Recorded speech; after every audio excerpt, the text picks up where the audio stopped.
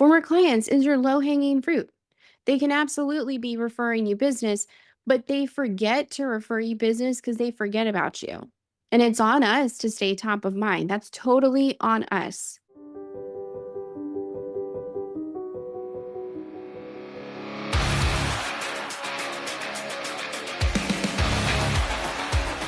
Sharp strategies, sweet success. Hello, everyone, and welcome. You're listening to Sharp Strategies, Sweet Success. I'm your host, Tiffany Swedensky, and today we have Delisi Friday. I first met Delisi Friday several years ago. She came to a few GLM events and followed her career. She started out working for a law firm and then went on to work with RJ Robbins for a few years. And then she started her own company and became a fractional CMO, which is really exciting. Her company name is First Call Friday. And she's here with me today, and I'm going to turn it over to her to finish out her introduction. Hi, thanks for having me. Yes, I have worked in the legal industry for 20 years because my dad is a trial lawyer. So my first job at 14 was answering phones in a criminal defense law firm. So I love lawyers. I love this industry. Worked in house for Michael Cowan of Cowan Rodriguez Peacock for 7 years. Then went to go be chief of staff to Arjan Robbins, who is the owner and serial entrepreneur who created How to Manage a Small Law Firm. And I learned all about the operations and the business side of how to manage a small law firm and was reminded how much I love referral marketing and wanted to just decide to do this for myself. So I started First Call Friday, February of 2025. I just celebrated my 1 year anniversary this week. So I did it. And I love it because all I do is talk to lawyers all day long about referral marketing. And that's my passion. Oh, I guess we're similar in that we talk to lawyers all day, so it's a lifestyle for sure. Yeah. And I didn't know that about your background. So you started out answering the phones at a law firm. I imagine that gave you just like an amazing crash course on the whole intake process. I mean, can you talk a little bit about that? Like, what'd you bring with you Yes. from childhood to legal marketing? Honestly, that experience made me who I am today. My dad does criminal defense and PI. He does other things as well. But when I started at 14 answering phones at his law firm, I had to learn etiquette answering the phone, right? I also had to learn how to listen to people because when people call intake and they're calling a law firm, they're calling on like their worst day ever.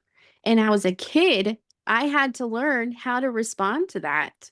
But the reason why it was so instrumental in who I became and why I love this industry is because my dad has built his law firm all on referral marketing and one church ad he's done since I was a kid. That's it. That's my dad's marketing. So everything that I train lawyers on, I've done it since I was 14 years old. When I tell lawyers all of them can create referral networks, it's because I'm teaching them to do the things I had to learn at 14. And so that experience was eye opening. It made me who I am, but it also made me realize the importance of intake too, because intake is like the face of your law firm. Intake's that first example someone has of what it would be like to work with your law firm. And I appreciate intake so much more because I was intake. I was that person. So you talk about referral marketing, which is super, super important. And it's so overlooked because, in my experience, a law firm hires a marketer.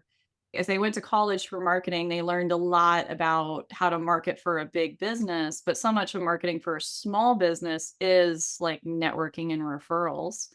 So, are you talking to law firms who you have to convince like referral marketing is a part of it? Or are most people coming to you like already there? Like they know they need to get better at referral marketing? It's actually both. I have some people who come to me and they start off by saying, look, I don't know who you are or what you do, but I want to ask you a lot of questions because it sounds like I should probably be doing referral marketing and I do nothing about it. And I'm like, hey, let's go on this journey together. Yes. So they need convincing, but they also don't know where to start.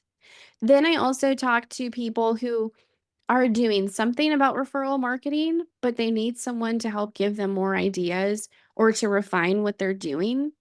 And then I reach out to some people, and those conversations are very different because they've done a lot of referral marketing, but they grew their business in a way where there's so many different referral partners, which is the dream, the dream. And those people are ready to hire someone whose job is to maintain those relationships, which is what I used to do in my job at Cowan Rodriguez Peacock. And I'll help them hire that person and train them. Because when you get to that level, you do need someone to help you nurture those relationships. But yeah, I have to convince people about referral marketing all the time. And sometimes I find that challenge so fun because they will come in very skeptical and they'll say, okay, referral marketing, whatever. I don't know if I need to do it because I have enough business. And I'll just ask a few questions like, well, what do you do to stay in touch with your former clients so they can refer you business? Oh, well, nothing. What do you do to get people to call your office? Well, we do ads. Okay, well, what do you do with the ads that are converting into leads and prospects that call your firm, but it's not a good fit? Like, what happens to those people? And they're like, well, we don't accept it. And I'm like, you could make that the beginning of creating a referral network and maximize the money you're already spending on digital if you just create a little process. And when I talk it out, that's when they go from skeptical to understanding. Every time someone calls your law firm, take advantage of it, help them in some way. Don't just say, no, we don't do that. Think about the client experience and be a connector. And in return, create those relationships that can be reciprocal referrals to you. And please, for the love of God, don't forget to keep in touch with former clients. Yeah. Yeah, it's my experience that sometimes attorneys can be personally offended when they get like a bad lead. Their intake teams can be offended by it and treat it as though it's a problem. But I try to remind them, like, look, this is somebody who like noticed us and called us for help. And you treat them like they're unwanted, they're never going to refer, they're never going to send you cases, they're never going to care. But if you do treat them, so many law firms, that's how they handle it. If you're the law firm that takes the call, listens to them, gives them some resources, in such a better place for sure. Take ads out of it. Because when I was a kid answering the phones in my dad's office, we didn't have digital marketing back then. And yes, that ages me, but whatever. When that happened, we would still get phone calls for other practice areas that were not on the website. We never advertised it. People just called because they needed help. And they're like, I'm just going to call this law firm and see if they can help me. And so, whether you run ads or not, I guarantee you, if you talk to intake, will tell you, yeah, randomly we'll get a call about this and we don't even advertise it. It happens everywhere. So, the question is, what are you going to do with those phone calls? And what do you want that experience to be every time someone calls your firm? So, one question I had for you, because you mentioned you're training like marketers for the law firms to help them do what you've done before. Like, what are you looking for in those candidates? Do you have questions specifically that you ask? Like, how are you identifying those people? That has been so fun. So I'm doing it for two clients. Funny enough, they're both personal injury because in personal injury, there's like so much referrals that can go back and forth. So it's two personal injury law firms. And what's very interesting to me is you don't need to hire someone who has legal experience for that job. You really do not.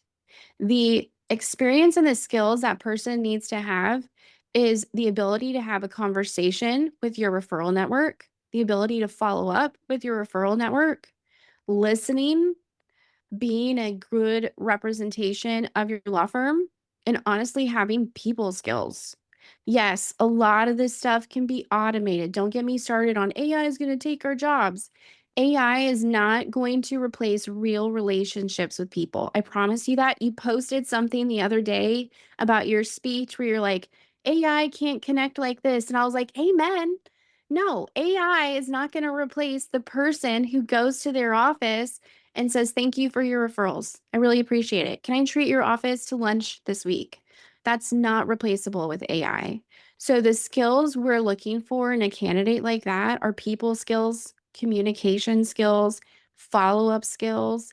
What's interesting is sometimes we'll have realtors who are looking at jobs like this because realtors are so good at people skills and they're also great at marketing. And this role kind of has both of them intertwined.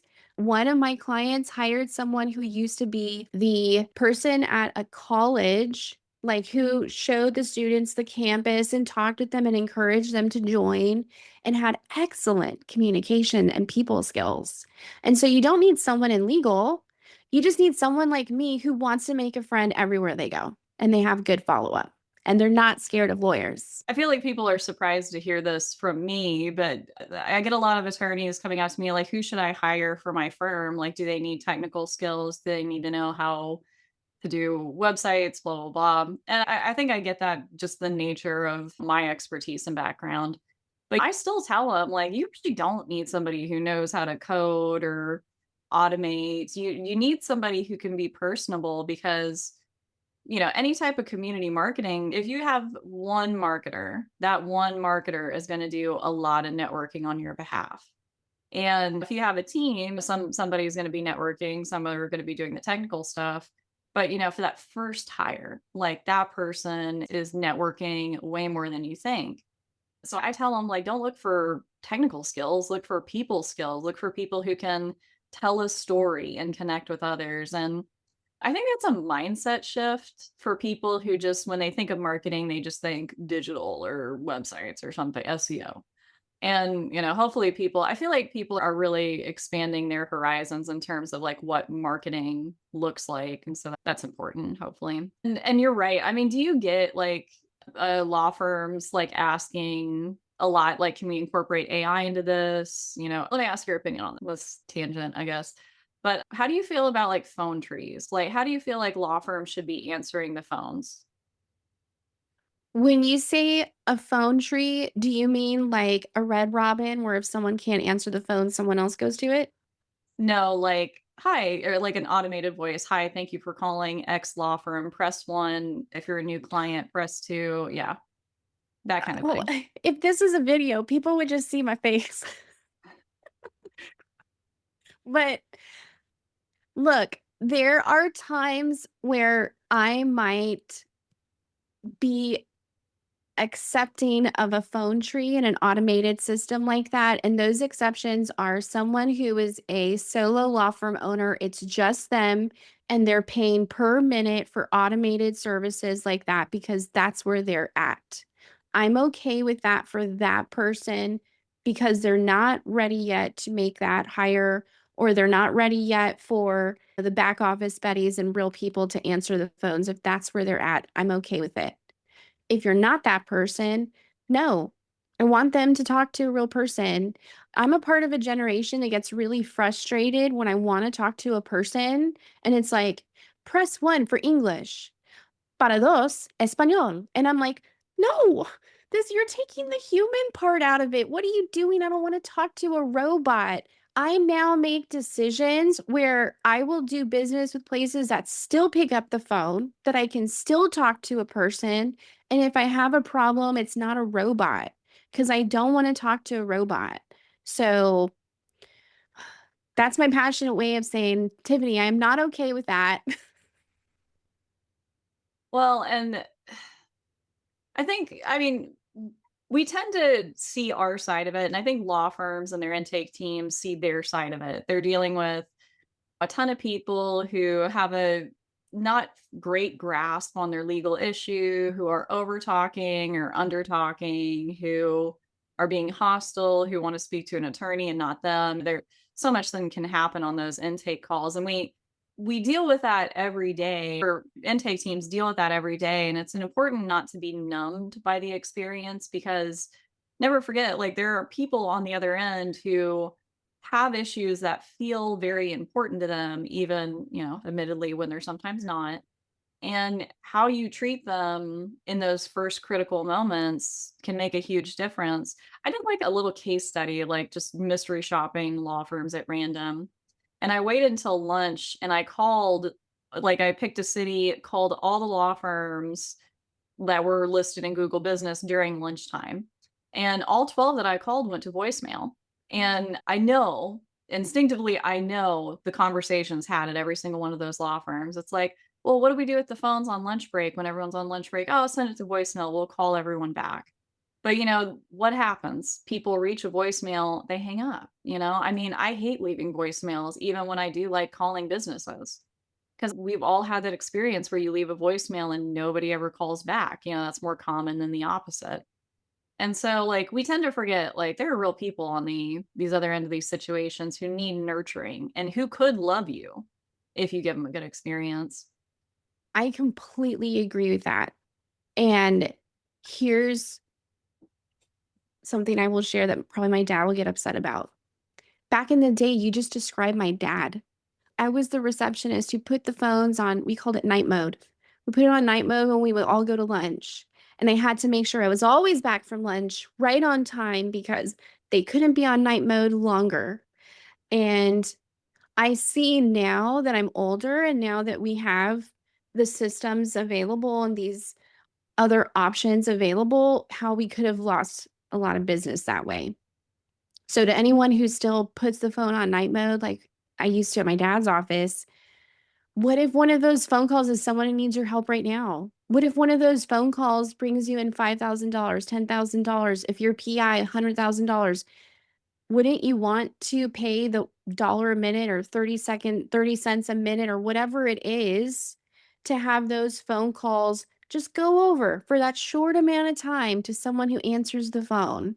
Because I think more and more people want immediate results. They want help right now. Everything is instant now. If you can't answer the phone right away, you're going to lose business, guaranteed. Yeah. So let me ask you a question about when it comes to referral marketing. So I guess what marketing channels are you leveraging to reach people? Like, where are you telling attorneys, like, this is where you need to start, or their teams, like, this is where you need to start with referral marketing, like, as much as you want to share? Yeah. The first place every single person should start is your rejected phone calls, your rejected leads. No one accepts 100% of the calls that come into their office. If they do, that's a whole other podcast episode we will not record right now. But every single call that's not a case that you can accept or want to accept because it doesn't match your case acceptance criteria, those phone calls should be warm transfers to referral partners. Everyone needs to start creating a list of people they can refer business to when they're not a right fit.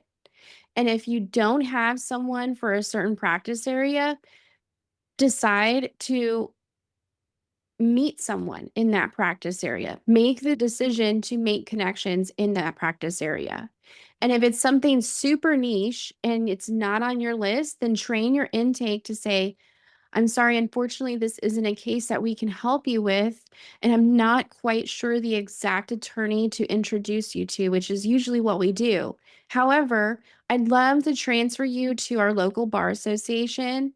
They have a lawyer referral program, and if anyone knows who can help you, it's them. And then make the transfer to them, still be a resource. So everyone should start by creating a list of different practice areas and attorneys in those areas to warm transfer those rejected cases. And then after that, every single person should be keeping in touch with former clients. Former clients is your low hanging fruit. They can absolutely be referring you business, but they forget to refer you business because they forget about you. And it's on us to stay top of mind. That's totally on us. I remember when I worked with Michael Cowan, we were 100% referral business. We had a referral attorney refer the same client to us a second time because they got into a second crash. And you see this in PI. You have a small amount of people, thankfully, but sometimes people get into a second crash. And when the client came back to us, she said, I'm so happy it's you guys. You guys did great on my case. And we asked her, well, we did so great. Why did you call the other attorney and not us? And she said, because I forgot about you. The other attorney was doing a great job staying top of mind and marketing that she forgot all about us. And we did the work. We handed her the settlement check. We did all the things except stay in touch. We did all the things except keep in touch with her so she could refer us business. And that's on us. That's our onus. So my suggestion is start with your rejected leads. No one converts 100% of those phone calls. Turn that into the beginning of your referral network. Second, make sure you're doing something to stay in touch with your former clients. You don't have to break the bank. If you have the budget, please send out a happy birthday card. No one gets happy birthday cards anymore. I'm a huge fan of direct mail. Huge fan of direct mail. Do that. If you want to automate it, you can create a campaign on handwritten and in an hour or less have handwritten cards sent out automated every single month on your behalf. You don't have to do anything else. It takes less than an hour, a whole year of marketing done for you. And that's where everyone should start. Every single person listening to this podcast should start in those two places. I love handwritten. It's one of those programs, like, I've talked about it for years, and I tell people about it, and they're like I get kinda mad when they don't think it's as cool as I do. But Oh, you're not yeah, alone. Oh, I love them so much. I just found out like a month ago, you can make birthday cards a campaign. This whole yeah. time I've been telling my clients, don't forget the month birthday cards. And I had a call with them and they're like, Delisi, you can automate it as a campaign. You do it one time and it just sends it out. And I'm like, oh, you just like unlocked a new level for me. Why would no one do that if you can just do it one time and your marketing is done for a year? That's like the easiest thing, and it's not even that expensive. You just gotta remember to update the message once a year so people don't get the same card twice. Yeah, but yeah, Oh, that's that's smart. part of the reason I love it. Yeah, because you can just add birthdays to it. It's so cool. Well, and Yes. what you talked about is so intuitive. Like when you think about like what you would want as a customer, you call a law firm. Hey, I need help. My neighbor like drilled a hole in my wall. I'm making up Mhm. stuff. And you call a law firm and they just say, "Hey, we can't help you. Call the bar." You should know intuitively that's like a lame experience. But, warm transferring to an external number, totally possible, easy to do, or another law firm. It's so intuitive. Why do you think like some law firms don't do this stuff? Like why do you think there's such a gap in this because it makes so much sense. What's holding people back from doing this stuff? First of all, I get that question at least every week because I preach it all the time. And they're like, oh, that's so brilliant. Why wouldn't I do that? Because we're trained to tell people who to call. But I call it the Ritz-Carlton experience because Ritz-Carlton does such an excellent job training their people to provide excellent service. They don't teach any of this stuff in law school. They don't teach any of this stuff to lawyers at CLEs. If someone wants to call me to give a CLE presentation, I'll do this every single week so more people know, but they don't teach it. They don't talk about it. So honestly, I think part of it is no one else thinks about it. The only reason I preach this so much is I am the nerd who did this at my last law firm. I'm also the nerd who said, you know what? What would happen if we followed up with that person and we said, hey, Tiffany, yesterday we introduced you to the Jones law firm. I just want to make sure that you're able to connect with them and they were able to help you. Oh, they were? That's great. We're so happy because we want to make sure everyone has a great experience at our law firm when they call us, even if it means we're putting them in touch with someone else. May I ask a favor of you? If I sent you a Google link, would you share your experience in a Google review so other people are comfortable calling our law firm? Then you convert it into a Google review. I've done that. I've trained it. It works. Gosh, you can be so efficient just following up. And I tell you what, those people remember you. I used to get those same people who would call back and be like, Delisi, remember when you put me in touch with blah, blah, blah? Well, my friend also needs someone else. I'm going to send them to you so you can help them. And I became a connector that way. And that's what all of these law firms can do too. I was explaining to a law firm who they were having issues getting reviews, and I was like, we can ask for reviews on intake. And they were just like, "Well, how would we do that?" And, I told them, like, "Here, you just ask it like this." And what you said was better than actually what I said to them, but more rehearsed script that you had there. But you just say, like, "Hey, help us help other people. Will you go leave us a Google review?" It's that easy. And it's hard to do if you're not, I guess, like inclined to do it or trained to do it, or if you feel like 'Cause I asked my husband, like, "What would hold you back from asking somebody for a review?" He was like, "I don't like begging." And I'm like, "Okay, I could see why some people feel that way." But, like, if you see asking for reviews in the same way my husband does, like, you're not gonna ask for them. 'Em, you're not gonna get them. But the other day, I had somebody come pick up some old couches here from the house, and it's a guy who started his own company, and at the end of it, he was just like, "I run my business on Google Business, and people find me because I got the most reviews. Will you leave me a review on Google Business?" And I mean, it was a little more polite than that, but I was just like, "Yeah, man." And I just thought to myself, it's like, "Why don't these attorneys do that?" This guy bought a truck and started a Holloway business, and it's 100% Google reviews, and he just does that, and it blows my mind when people overcomplicate it. Um, I think to your point though, I think it is a mindset thing. So I took Sandler training for like a few months, many, many years back. And there's a Sandler method where I'm not good at sales. I'm a decent marketer, but I am not good at sales. I'm just not. And so I took the Sandler sales training to try and help me be better.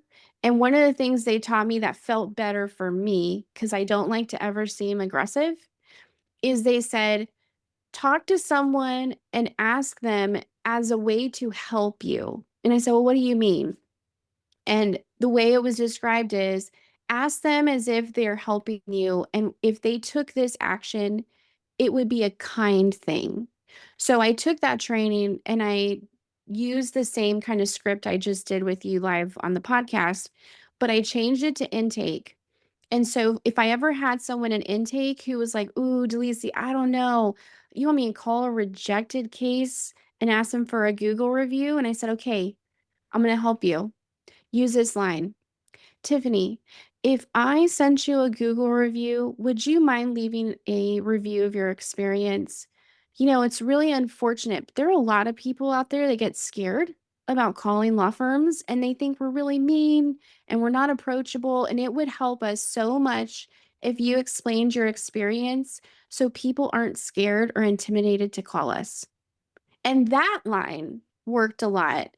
But it was just a mindset shift. Like, you're not asking them, like, hey, I want these Google reviews, help me do great things. I mean, you do, that's part of it, right? But also sharing that helps them feel like, wow, you know what? I'm now helping Tiffany. I am now helping her business and changing the thoughts that calling law firms is scary if I leave this review. And that motivation helps people leave a Google review because they feel good about it. And someone wants to do something, and they get this positive feeling after, like, hey, I did that and I helped them. it's one of those counterintuitive principles of persuasion, which is if you can get people to do you a favor, they will feel like you will be indebted to them and will do a favor for them in the future. It's kind of the base principle of it. And it sounds counterintuitive, like, oh, you mean to sell myself? And when we're talking about getting a Google review, it is like a micro sale, right? We're Hmm. selling the idea of a Google review or leaving a Google review.